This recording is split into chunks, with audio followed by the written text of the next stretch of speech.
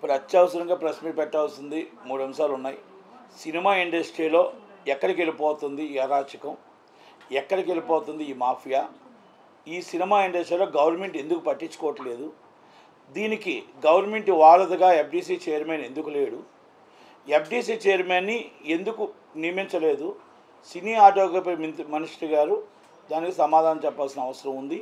కనుక దీంట్లో ఎందుకు ఇన్ని ప్రాబ్లమ్స్ వస్తున్నాయి అని అనటానికి మొత్తం ఇంపార్టెంట్గా ప్రెస్ మీట్ పెట్టడం జరిగింది. ఒకటి, ఈరోజు మొత్తం సినిమా గవర్నమెంట్ వచ్చి 6 నెలలు అవుతుంది. అంతకుముందు కూడా మాకు ఉన్నా లేనట్టే లెక్క. ఎఫ్డీసీ చైర్మన్ అనిల్ కుర్మాచలం గారని తెలంగాణలో, ఆయన ఎవరో మాకు తెలియదు, మేమెవరో ఆయనకు తెలియదు. ఎందుకంటే ఇక్కడ సినిమా ఇండస్ట్రీలో ఎఫ్డీసీ చైర్మన్ అంటే వారధి. అంటే వారధి అంటే ఏంటో తెలుసండి.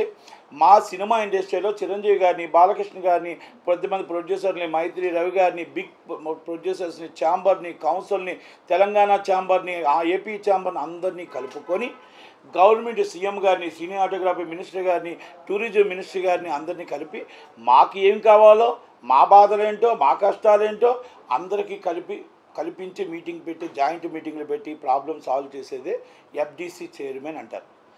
మాకు దాదాపు 3 సంవత్సరాలకి కేసీఆర్ గారు చుట్టం అన్నారు, బంధువు అన్నారు. వాళ్ళ బంధువులకి చుట్టాలకే ఇచ్చుకున్నారు. అయిపోయింది. 10 సంవత్సరాలు మమ్మల్ని అలాగా నీరు కాల్చేశారు. 1 man షో జరిగింది, 1 man ఆర్మీ షో జరిగింది, అయిపోయింది. సినిమా ఇండస్ట్రీ మొత్తం టోటల్గా వెనక్కి తోసేశారు. దాంట్లో ఒక 5గురికి మాత్రమే చోటు ఉంది. ఆ 5గురు మాత్రమే ఇండస్ట్రీలో మాట్లాడుకునేవారు, వెళ్ళేవారు. దాంట్లో చలసాని శ్రీనివాస్ యాదవ్ మినిస్టర్ గారు అవ్వచ్చు, లేకపోతే ఇంకోటి అవ్వచ్చు, మేబీ అయిపోయింది. ఆ 10 సంవత్సరాలు చిన్న సినిమా నిర్మాత అవ్వచ్చు, ఇంకోళ్ళు అవ్వచ్చు, బయట వెనక్కి వెళ్ళిపోయారు.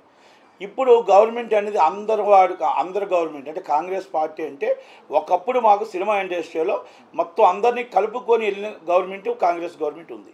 ఆ కాంగ్రెస్ గవర్నమెంట్లో రేవంత్ రెడ్డి గారు వచ్చారు, కోమటిరెడ్డి వెంకటరెడ్డి గారు వచ్చారు, సంతోషపడ్డాం. మొత్తం మా వాళ్ళు కూడా వెళ్ళారు. కాకపోతే ఇక్కడ కూడా విభజించి పాలించే జరిగింది. ఇక్కడ కూడా కొంతమందే వెళ్ళడం, తగ్గమ వాళ్ళందరూ కూడా దాన్ని 1 సైడ్ చేయడం, రేట్లు రావడం, ఇవన్నీ కూడా కొన్ని ఇబ్బందికరంగా. ఓకే, గవర్నమెంట్ ఇప్పుడే వచ్చింది కదా. అయితే ఎఫ్డీసీ చైర్మన్ కాడికి వచ్చేటప్పటికి ఎఫ్డీసీ చైర్మన్ అనేవాళ్ళు సినిమా ఇండస్ట్రీ మాత్రమే ఉండాలి. ఎందుకు సినిమా ఇండస్ట్రీ ఉండాలంటే సినిమా ఇండస్ట్రీలో అవగాహన ఉంటుంది. మా కష్టాలు, మా బాధలు సినిమా ఇండస్ట్రీకి తెలుస్తుంది. అలాగే అక్కడి నుంచి మళ్ళా ఎవరైతే సినీ ఆటోగ్రఫీ మినిస్టర్ ఇటు నుంచి అటు నుంచి 2 కూడా సత్సంబంధాలు ఎక్కువ ఉన్న వ్యక్తి ఉంటే బాగుంటుంది. ఎందుకంటే మా బాధను ఇమ్మీడియట్లీ రియాక్ట్ అవడానికి అనేది మేము ఫస్ట్ నుంచి చెప్తున్నాం. ఎఫ్డీసీ చైర్మన్గా మనం ఎవరో అనుకున్నారో ఛార్జ్ తీసుకోలేదు. మా రిక్వెస్ట్ ఏంటంటే సినిమా వాళ్ళని ఎవరినైనా పెట్టాలి. దాంట్లో ఎవరిని మీరు పెట్టండి, సినిమా వాళ్ళు ఎవరినైనా పెట్టండి, మాకు అభ్యంతరం లేదు. ఇప్పుడు కొంతమంది సీనియర్స్ వ్యక్తులు ఉన్నారు. బసిరెడ్డి గారిని ఉదాహరణకు బసిరెడ్డి గారు ఉన్నారు. ఆయన అప్లై చేసుకున్న ఎక్స్ ప్రెసిడెంట్. ఆయన డిజిటల్ రంగాన్ని తీసుకొచ్చాడు, ఎన్నో చేశాడు. చిన్న సినిమా నిర్మాతలకు కానీ డీజీ కిస్టన్ సంస్థ పెట్టాడు. బయట 1000 రూపాయలు 1500 రూపాయలు ఉంటే 250 రూపాయలకే చేశాడు. చిన్న నిర్మాతని కాపాడాడు, చిన్న డిస్ట్రిబ్యూటర్ని కాపాడాడు. డిజిటల్ రంగంలో మొత్తం టోటల్గా ఏ విధంగా వెళ్ళాలో మన డీజీ కిస్టన్ ఒక సంస్థ తీసుకొచ్చాడు. ఒక మొత్తం టోటల్గా ఇంకేమంటారంటే మా డీజీలో ఎన్నో ఉన్నాయి. ఇక అంటే మామూలుగా ఆయన చేసే కార్యక్రమాల్లో ప్రతిదీ కూడా ఒక కొత్త రకం తీసుకుని వచ్చి ఇండస్ట్రీకి చూపించాడు. అలాంటి వ్యక్తి మాకు ప్రెసిడెంట్గా 1 year ఉన్నాడు. కానీ ఆయన కూడా అప్లై చేసుకున్నానని చెప్పి తెలిసింది మాకు కూడా. అలాగే ఆయన కూడా ఆయన పెట్టుకోవచ్చు, లేకపోతే మేబీ ఇంకెవరికైనా ఇచ్చుకోవచ్చు. కానీ తెలిసిన వాళ్ళకి ఇస్తే మంచిది అనేది ఒకటి. ఇలా ఇప్పుడు ఛాంబర్ వారిని కానీ అందరినీ కూడా అడిగారు. గవర్నమెంట్ కూడా మీరు ఎవరిని రికమెండ్ చేయమంటారు, మనం కూడా తెలిసిన వాళ్ళు రికమెండ్ చేస్తే బాగుంటుంది అనేది మా ఉద్దేశం. ఛాంబర్ జాయింట్ సెక్రటరీగా కౌన్సిల్ జాయింట్ సెక్రటరీగా ఈసీ మెంబర్గా మేము రిక్వెస్ట్ చేస్తున్నాం. ఇదొకటి.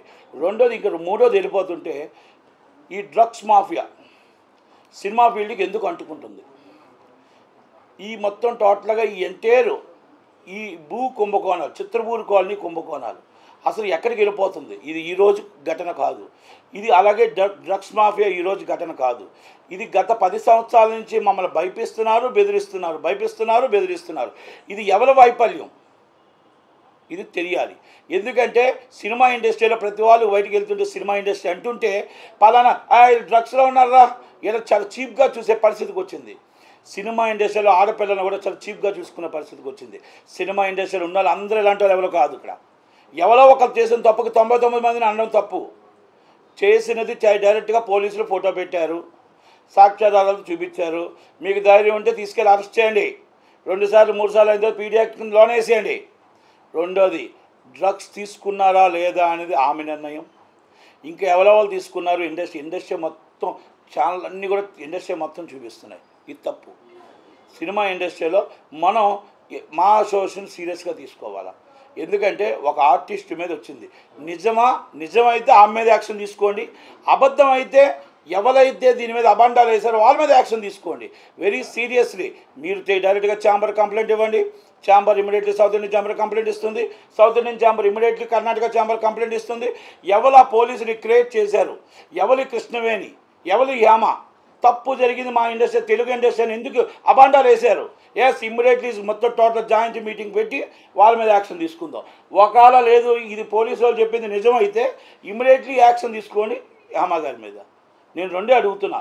తప్పు చేస్తే మన మనిషిని కాపాడుకుందాం, ఒప్పు చేస్తే ఇమ్మీడియట్లీ మరి రిమూవ్ చేద్దాం. ఎందుకంటే మన సురేష్ కొండేటి అన్న ఆయన వ్యక్తిగతంగా ఏదో ఒక ఈవెంట్ చేసుకుంటున్నాడు. ఒక చిన్న పొరపాటు జరిగిందో ఏం జరిగిందో, మేబీ ఈజ్ పొరపాటు జరిగిందండొచ్చు, మన రాష్ట్ర పరువు పోతుందని అవతల గవర్నమెంట్ మినిస్టర్ ఫోన్ చేశారని ఇమ్మీడియట్లీ రిమూవ్ చేసాం అన్నింటిలో నుంచి.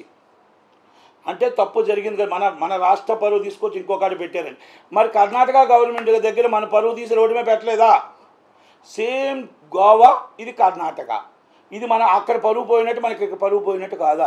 ఇంకా అక్కడ ఆయన వ్యక్తిగత విషయం, ఇక్కడ ఇది డ్రగ్స్ అంటే మన చట్టానికి విరుద్ధం. అలాగే మన మొత్తం ఇండస్ట్రీకే చాలా అవమానకర విషయం.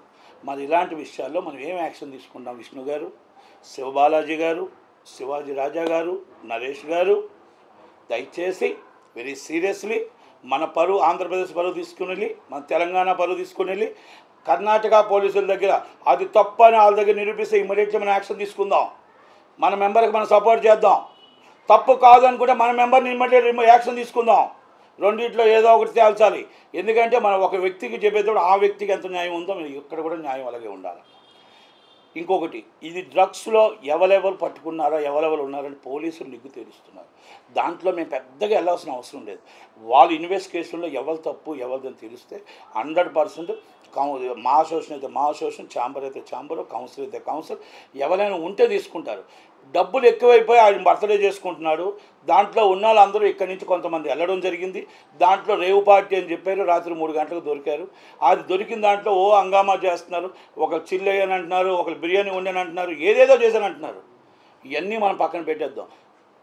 తప్పును నిరూపించుకొని ఇన్వెస్టిగేషన్ చేయాల్సిన బాధ్యత కర్ణాటక పోలీసుల మీద ఉంది. దాన్ని మనం టోటల్గా ఎంక్వైరీ చేసుకొని మన మెంబర్స్ని మనం కాపాడుకోవడమా, మెంబర్స్ వల్ల ఇలా వల్ల సినిమా ఇండస్ట్రీకి అవమానం వస్తుంది కాబట్టి, సినిమా ఇండస్ట్రీకి ఇబ్బంది వస్తుంది కాబట్టి మనం ఏం యాక్షన్ తీసుకోవాలనేది ఆయన సీరియస్లీ యాక్షన్ అయితే తీసుకోవాల్సిన అవసరం ఉంది. ఇది నేను విష్ణు గారికి రిక్వెస్ట్ చేస్తున్నా, ఛాంబర్ ప్రెసిడెంట్ గారికి రిక్వెస్ట్ చేస్తున్నా. అలాగే సినిమా ఇండస్ట్రీని మనం కర్ణాటకలో మన పరువు తీసిన వ్యక్తుల మీద వెరీ సీరియస్ యాక్షన్ తీసుకోవాలా. ఎందుకంటే గోవాలో చిన్న పొరపాటు జరిగిందని మన ఆయన మీద తీసుకున్నప్పుడు, సురేష్ కొండేటి గారి మీద తీసుకున్నప్పుడు ఇది కూడా వర్తిస్తుంది కదా అనేది ఒక్కసారి ఆలోచించుకోవాలనేది ఈ ప్రెస్ మీట్ నేను పెట్టడం జరిగింది. అలాగే చిత్రపూర్ కాలనీలో ఎంతో కుంభకోణాలు జరుగుతున్నాయి. కార్మికులకు రావాల్సిన 69 ఎకరాలు కొంతమందికి అక్రమ రిజిస్ట్రేషన్లు అయిపోయి, కొంతమందికి అక్రమంగా అమ్ముడిపోయారు, కొంతమందికి బయట వాళ్ళు వచ్చి ఎమ్మెల్యేలకు ఉన్నాయి, అక్కడ ఎంపీలకు ఉన్నాయి, పోలీసు వాళ్ళకు ఉన్నాయి. వాళ్ళని సినిమా ఆర్టిస్టులా? మినిస్టర్లకు ఉన్నాయి. ఈ మినిస్టర్లు కాదు, గత మినిస్టర్లు, గత ఎమ్మెల్యేస్, ఈ ఎమ్మెల్యేస్ కాదు. ఇంక 6 నెలలు అయింది, ఇంకా దాన్ని పూర్తిగా చూడలేదు. కనుక వీళ్ళందరి మీద ఎందుకు మీరు యాక్షన్ తీసుకోవట్లేదు? పర్మిషన్లని కోట్ల దండిన వీళ్ళందరి మీద ఎందుకు యాక్షన్ తీసుకోవట్లే? కేసీఆర్ గారు సైలెంట్గా ఎందుకు ఉంటున్నాడు? ఈ చిత్రపూర్ కాలనీని సృష్టించింది రాజశేఖర రెడ్డి గారు, విజయభాస్కర్ రెడ్డి గారు. దాచుకున్నది కేసీఆర్ ఫ్యామిలీ కాదా? ఇది అబద్ధమా నిజమా? అబద్ధం అయితే 5 నిమిషాల్లో నేను నిరూపిస్తే ఎవరో వస్తారు డిబేట్కి? శ్రీనివాస్ యాదవ్ గారికి అన్నీ తెలుసు, ఆలోపన అనిల్ గారికి అన్నీ తెలుసు, చచ్చిపోయిన కొమరం వెంకటేష్ గారికి తెలుసు. ఎన్ని వందల కోట్లు క్యాష్ విత్డ్రాల్ చేశారు, ఎన్ని వందల కోట్లు ఎంతమంది కార్మికులకు అన్యాయం చేశారు. కృష్ణానగర్లో ఉంటున్న వాళ్ళందరూ అక్కడ ఉండవలసిన వాళ్ళు కృష్ణానగర్లో ఎందుకు ఉంటున్నారు? మీరు బ్లాక్లో ఫ్లాట్లు ఎందుకు అమ్ముతున్నారు? మీరు ఎవరికో తీసుకొని దారాదత్తం చేయడం రిజిస్ట్రేషన్లు ఎందుకు చేశారు? ఇలాంటివన్నీ మనం అడగటానికైనా మనకు ఒక ఎఫ్డీసీ చైర్మన్ కావాలి, ఎఫ్డీసీ వాళ్ళది కావాలి, గవర్నమెంట్తో మనకి మాట్లాడటానికి కావాలి. డైరెక్ట్గా లింక్ టు లింక్ అని చైర్మన్ సీఎం గారికి ఉండదు, సీఎం గారికి మనకి ఉండదు. మనం ఒక్కసారి ఆ ఎఫ్డీసీ చైర్మన్ని మనం ఎన్నుకోవాలి. అవి ఎన్నుకోవాలంటే మీ ఛాంబర్ కానీ, కౌన్సిల్ కానీ, అలాగే గవర్నమెంట్ కానీ మా సినిమాకి తెలిసిన వాళ్ళని, మీతో అనుబంధం ఉన్న వాళ్ళని ఎన్నుకుంటే బాగుంటుంది. మా రిక్వెస్ట్ మళ్ళా చెప్తున్నాం, బసిరెడ్డి గారు అన్నయ్య is a very hard worker కాబట్టి అటు ఇటు కూడా 24 hours కష్టపడగలిగి నిలబడగలిగి వర్క్ చేసే వ్యక్తి ఉన్నాడు కాబట్టి దాన్ని రికమెండ్ చేస్తున్నాం. ఆయన కాకపోతే ఇంకొకరికి ఇవ్వండి, సినిమా వాళ్ళకి మాత్రం ఇవ్వండి అనేది మా రిక్వెస్ట్. కనుక దయచేసి ఈ కుంభకోణాలన్నీ కూడా ముందు రేవంత్ రెడ్డి గారు వెలికి తీయాలి. వీళ్ళు ఇమ్మీడియట్లీ ఎవరు ఈ కుంభకోణాలు చేశారు అందుకే తప్ప వాళ్ళని మీరు జాయిన్ చేసేసుకొని మళ్ళీ మీరు వాళ్ళని తీసుకొచ్చి మనవలే అనుకుంటే ఇక దీనికి అంతం ఎక్కడుంటుందో తెలియదు. దయచేసి వీరి మీద సీరియస్ యాక్షన్ తీసుకోవాలి.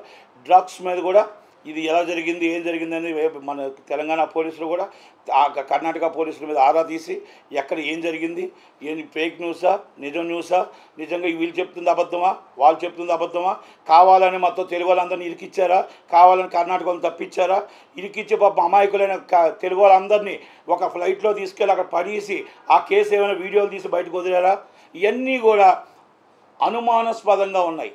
అంటే వాళ్ళు చెప్తున్న బట్టి నేను చెప్తున్నాను, నాకేం తెలియదు. హేమ గారు చెప్తుంది నాకు అన్యాయం, నేను హైదరాబాద్లో ఉంటుండగా నన్ను ఎలాగ సృష్టిస్తారు అని అడుగుతుంది. అంటే మరి ఇవన్నీ కూడా కృష్ణవేణిగా అక్కడ పేరుంది అంటున్నారు, ఇక్కడ హేమగా పేరుంది అంటున్నారు. మరి ఇవన్నీ కూడా ఎలాగొచ్చాయి? ఎంక్వైరీ కంపల్సరీ ఎంక్వైరీ చేయాలి, ఎంక్వైరీ చేయాలి, సీరియస్ యాక్షన్ తీసుకోవాలి. అండ్ మా అసోసియేషన్ వెరీ సీరియస్లీ యాక్షన్ తీసుకోవాలి. లేకపోతే రేపు వచ్చే ప్రతి ఆర్టిస్ట్ మీద మనం రేపు చాలా చీప్గా చూస్తారు ప్రతి ఒక్కరు కూడా. ప్రజలే దేవుళ్ళు. మనకి టికెట్ ఇచ్చి మనం చూస్తున్న వాళ్ళందరూ అసహించుకోకుండా మన ఇండస్ట్రీ బాగుండాలి అంటే మనం సీరియస్గా యాక్షన్ తీసుకోవాలనేది నా విన్నపం, నా రిక్వెస్ట్.